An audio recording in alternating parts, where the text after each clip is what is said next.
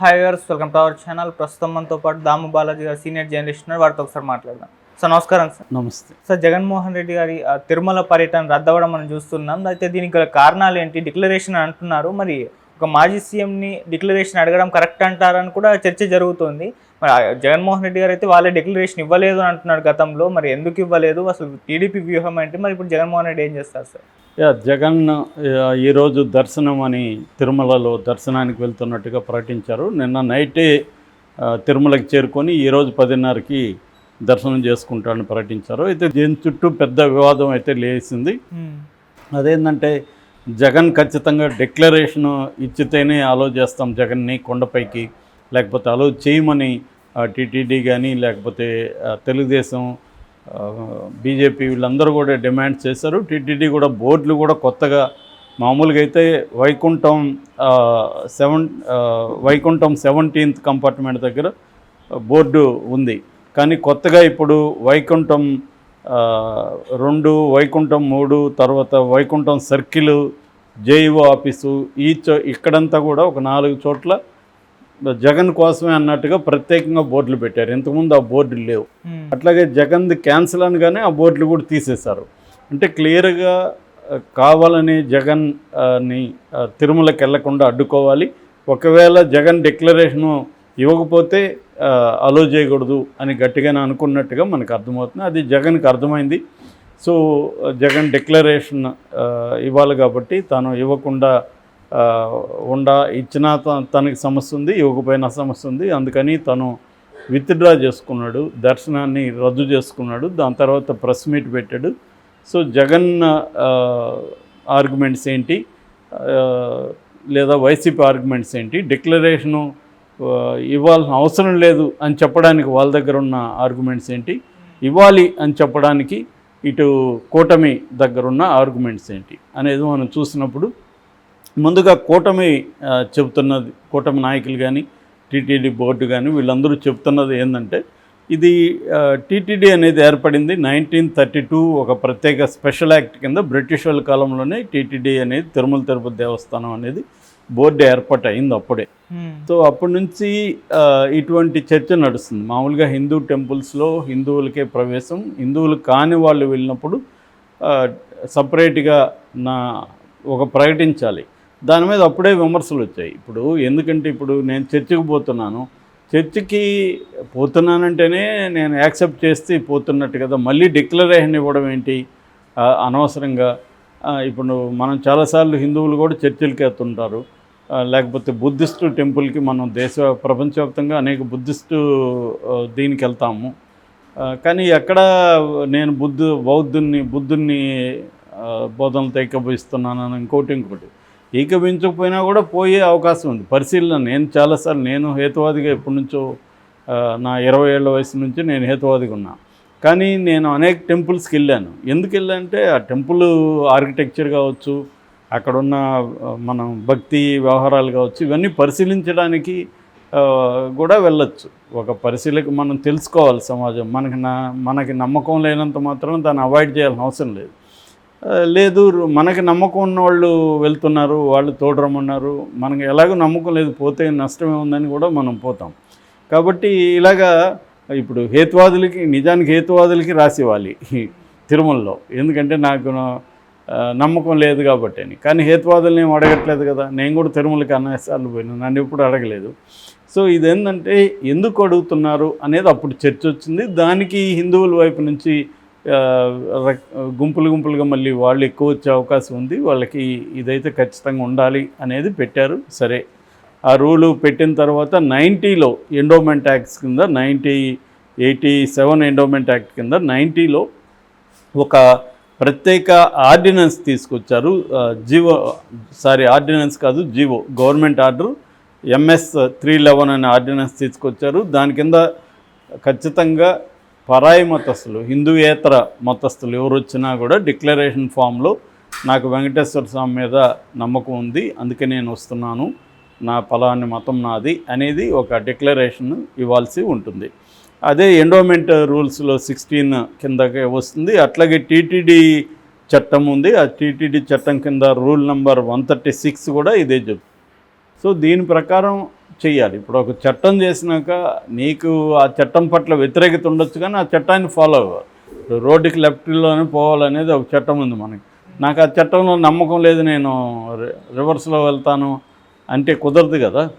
అలాగే ఏదైనా కూడా మనకి ఇష్టముందా లేదా, పౌరులకి ఇష్టముందా లేకపోయినా ఆ చట్టాలని ఫాలో కావాల్సి ఉంటుంది. ఎందుకంటే మనం ఒక వ్యవస్థ ఉంది, ఆ వ్యవస్థకి కట్టుబడి ఉండాల్సిన పరిస్థితి ఉంది. అట్లాగే టీటీడీ ఎండోమెంట్ యాక్ట్ కావచ్చు, టీటీడీ బోర్డుకి సంబంధించిన యాక్ట్ కావచ్చు, ఈ యాక్ట్లు అది పెట్టాయి కాబట్టి దాన్ని నువ్వు వ్యతిరేకించవచ్చు, వ్యతిరేకంగా మాట్లాడచ్చు, కానీ నువ్వైతే ఫాలో కావాల్సింది. సో కాబట్టి ఫాలో కావాలి కదా. జగన్ ఎందుకు ఫాలో కావట్లేదు? జగన్ క్రిస్టియను కాబట్టి డిక్లరేషన్ ఇవ్వాలి, ఎందుకు ఇవ్వడు అనేది వీళ్ళు అడుగుతున్న ప్రశ్న. దానికి వైసీపీ కానీ జగన్ కానీ వీళ్ళు చెప్తున్నది ఏంటంటే, గతంలోనే వైఎస్ రాజశేఖర రెడ్డి 2005లోనే ఫ్యామిలీని అంతా తీసుకుని వెళ్ళాడు. గతంలో కూడా ఆయన అనేక సార్లు వెళ్ళాడు. ఆయన ఉన్నన్ని సార్లు ఆయన 5-6 సార్లు వెళ్ళి పట్టుబత్తులో కూడా పట్టు వస్త్రాలు సమర్పించాడు సీఎంగా. తర్వాత జగన్ సీఎంగా ఉన్నప్పుడు కూడా పట్టు వస్త్రాలు 5 సార్లు సమర్పించాడు. అప్పుడు లేని ఈ నిబంధన అప్పుడెప్పుడు జగన్ అడగలేదు, ఇప్పుడు ఎందుకు వచ్చింది అనేది వైసీపీ వాళ్ళ ఆర్గ్యుమెంట్. దానికి తెలుగుదేశం వాళ్ళు ఏమన్నారంటే, అప్పుడంటే మీ గవర్నమెంట్స్ ఉన్నాయి కాబట్టి మిమ్మల్ని, మీ గవర్నమెంట్ కింద ఉండే బోర్డు కూడా మీరు నియమించిందే కాబట్టి వాళ్ళు మిమ్మల్ని అడగలేదు, ఇప్పుడు మీ గవర్నమెంట్ లేదు కాబట్టి ఇప్పుడు అడుగుతున్నామనేది వీళ్ళు. దానికి వైసీపీ వాళ్ళు చెప్పే సమాధానం ఏంటి? టీడీపీ గవర్నమెంట్ ఉన్నప్పుడు కూడా అంతకుముందు 2012లో కూడా జగన్ ఎంపీగా ఉన్నప్పుడు కూడా వెళ్ళాడు, అప్పుడు అడగలేదు. అట్లాగే 2014లో వెళ్ళాడు, 2014లో చంద్రబాబు ప్రభుత్వమే ఉంది, అప్పుడు అబ్జెక్షన్ లేదు. 2017లో మళ్ళీ వెళ్ళాడు జగన్, అప్పుడు కూడా లేదు. అంటే తెలుగుదేశం అధికారం ఉన్నప్పుడు కూడా జగన్ తిరుమలకి వెళ్ళాడు, కానీ ఇప్పుడు అతన్ని ఇది డిక్లరేషన్ ఇవ్వలేదని అడ్డుకోలేదు. కాబట్టి అప్పుడు లేని రూల్ ఎందుకు ఇప్పుడు వచ్చింది అనేది ఒక ప్రశ్న. రెండో ప్రశ్న, సోనియా గాంధీ 2006లో వెళ్ళినప్పుడు ఆమె డిక్లరేషన్ ఇవ్వలేదు, ఆమెను ఎవరు అడగలేదు, మరి ఆమెను ఎందుకు అప్పుడు అడగలేదు? సో అట్లాగే మోడీ వీళ్ళతో కలిసి జగన్ వెళ్ళాడు, అప్పుడు ఇదే బీజేపీ, ఇదే పురంధరేశ్వరి, అప్పుడెందుకు డిమాండ్ చేయలేదు? మోడీతో అమిత్ షాతో కలిసి జగన్ తిరుమలకి వెళ్ళాడు కదా, అప్పుడెందుకు మీరు అడగలేదు? అప్పుడు మోడీ అమిత్ షా కంటే పెద్ద హిందుత్వవాదులు ఎవరు లేరు కదా, మరి వాళ్ళు ఎందుకు దీన్ని చెప్పలేదు చేయమని, ఇప్పుడు ఎందుకు అడుగుతున్నారు అనేది వాళ్ళ వాదన. అట్లాగే అనిత, ఫర్ ఎగ్జాంపుల్ వంగలపూడి అనితని టీటీడీ బోర్డు మెంబర్గా చేయాలనుకున్నప్పుడు ఆమె క్రిస్టియన్ అని విమర్శలు వస్తే ఆమెని తీసేశారు. ఆమె తర్వాత ఆమె వెళ్ళింది తిరుమలకి, ఆమెను ఎవరు డిక్లరేషన్ అడగలేదు. ఇలాగా వీళ్ళు కూడా ఆర్గ్యుమెంట్స్ చేస్తున్నారు. అంటే ఇక్కడ ఏమైందంటే, మామూలుగా అయితే తిరుమల అనేది రాజకీయాలకు అతీతంగా ఒక ఇదిగా ఉండాలనేది అంటారు, కానీ ఈ దేశంలో హిందూ మతం కానీ క్రిస్టియన్ కానీ ఏ మతం కూడా రాజకీయాలకు అతీతంగా ఎప్పుడూ లేదు చరిత్రలో అంటారు. కానీ ప్రతిసారి కూడా మతాల చుట్టూ, గుళ్ళ చుట్టూ రాజకీయాలు అనేవి ప్రతి హిస్టారిక్ పీరియడ్లో కూడా మనం చూసుకోవచ్చు. ఆ రాజకీయాలు అనేవి ఖచ్చితంగా ఉంటాయి. మతం రాజకీయాలకి దూరంగా ఉండాలనేది ఒక మంచి ఆదర్శం కావచ్చు, కానీ అది ఎప్పుడు కూడా ఉనికిలో అయితే లేదు. సో ఇవాళైతే ఇంకా బీజేపీ తర్వాత హిందుత్వ సంఘాలు ఇవన్నీ బలపడిన తర్వాత అయితే ఇంకా హిందుత్వ చుట్టూనే రాజకీయాలు ఉన్నాయి. ఇవాళ బీజేపీ హిందుత్వం లేకపోతే బీజేపీ మనుగడే లేదు అసలు.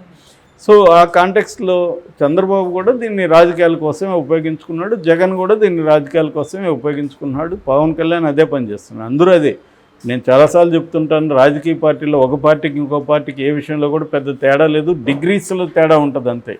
అంటే కొన్ని విషయాల్ని కొంతమంది ఎక్కువ ఉపయోగించుకోగలుగుతారు, కొంతమంది తక్కువ ఉపయోగించుకోగలుగుతారు, అంత తప్ప బేసిక్ తేడా అయితే ఏ పార్టీకి లేదు.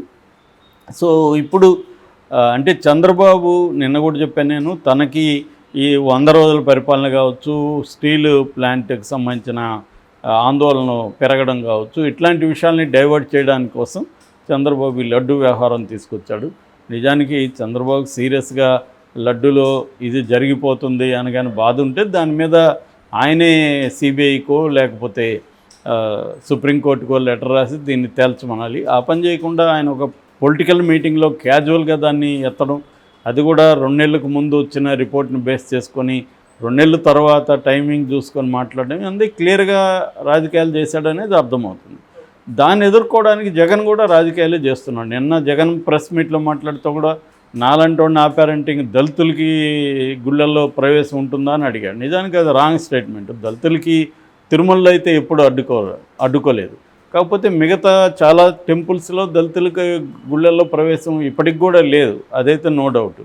ఇప్పుడు చాలా విలేజ్లు ఉంటాయి, ఆ విలేజ్లో దళితులు కూడా గుళ్ళకి పోవడానికి ట్రై చేయరు. వాళ్ళకేవో వాళ్ళ టెంపుల్ ఉంటాయి, సామరస్యంగా నడిచిపోతుంది. వీళ్ళు వాళ్ళ టెంపుల్లోకి వెళ్దాం అనుకున్నప్పుడు ఖచ్చితంగా అక్కడ కూడా విభేదాలు గొడవలు వస్తాయి, అక్కడక్కడ వస్తూ కూడా ఉన్నాయి. కానీ ఈ కాంటెక్స్ట్లో తిరుమలలో అయితే దళితులకి ఇప్పటివరకు ప్రవేశం నిషేధం అయితే కాదు. కాబట్టి జగన్ కూడా దాన్ని రాజకీయాలకు ఉపయోగించుకొని తను కొన్ని కులాన్ని తన రాజకీయాలకు అనుకూలంగా దళితుల్ని ఉపయోగించుకోవడానికి ట్రై చేశాడు. ప్రతి రాజకీయ పార్టీ చేస్తుంది. ఇక్కడ లడ్డు అనేది ఒక రాజకీయ అంశంగా చంద్రబాబు తీసుకున్నాడు. దానికి అందరూ కూడా స్పందిస్తున్నారు. ఎవరికి వాళ్ళు తమకు అనుకూలంగా దీన్ని ఉపయోగించుకోవడానికి ఇట్లా హిందుత్వ పార్టీలు కానీ సంఘాలు కానీ విహెచ్పి లాంటివి కూడా చంద్రబాబుని ఈ విషయంలో వ్యతిరేకిస్తున్నాయి. సో ఓవరాల్గా దీనికి చంద్రబాబుకు ఉపయోగపడింది, నిన్న చెప్పాను నేను జగన్కి కూడా ఉపయోగపడింది. ఎందుకంటే పార్టీ నాయకత్వం అంతా యాక్టివేట్ అయింది, దీనివల్ల కొంత చర్చ నడిచింది. కాబట్టి ఇది అంతిమంగా ఎవరికి ఎంత ఉపయోగపడిందని తూకం వేయలేం, కానీ ఖచ్చితంగా పవన్ కళ్యాణ్కి కూడా ఉపయోగపడింది. ఎందుకంటే తను కూడా రంగంలోకి దిగాడు. తను ఒక హిందూ మతానికి నేనే ఛాంపియన్ ఇక్కడ అని తను చెప్పుకునే కార్యక్రమం తను చేశాడు. కాబట్టి దానికి కౌంటర్గా జగన్ చేశాడు. ఇక్కడ సిపిఎం వాళ్ళు ఇంకో ప్రశ్న కూడా వేశారు. అదేంటంటే పవన్ కళ్యాణ్ భార్య కూడా క్రిస్టియన్ కదా, మరి ఆయన డిక్లరేషన్ ఇచ్చి వెళ్తున్నాడా తిరుమలకి అని కూడా వాళ్ళు కూడా అడుగుతున్నారు. ఇలాగే ఇది ఒక కాంప్లెక్స్ ఇష్యూ లాగా అయిపోయింది. ఎవరి అభిప్రాయం ఏంటనేది జనాల్లోకి వెళ్ళింది. జనాల్లో కూడా భిన్నమైన అభిప్రాయాలు ఉన్నాయి. అయితే ఓవరాల్గా జనం దీని పట్ల అంటే లడ్డులో కల్తీ జరిగిందని నమ్ముతున్నారని అయితే అనుకోవాల్సిన పని లేదు. ఎందుకంటే డేటా చూస్తే లడ్డులో విక్రయం పెరిగిందే కానీ తగ్గలేదు. నిజంగా లడ్డులో యానిమల్ ఫ్యాట్ కలిసి ఉంటే వీళ్ళ మనోభావాలంతా దెబ్బతిని ఉంటే ఆపేయాలి కదా లడ్డు కొనడం. కానీ లడ్డు కొనడం అయితే ఎవరు ఆపలేదు. దాన్ని బట్టి ఏంటంటే మన కల్తీ అన్నీ మనం తినే ఆహార పదార్థాలు అంతా కల్తీ ఉందని తెలుసు, కానీ మనం తినకుండా ఏమి ఉండం కదా. ఈ మధ్య కూడా హోటల్ మీద దాడులు చేసి అనేక హోటల్లో ఉన్నాయన్నారు. ఆ హోటల్ని ఏమన్నా పడిపోయా? ఏం పడిపోలేదు. అతను ఎవరు మన సందీప్ కిషన్ చెప్తున్నాడు కదా,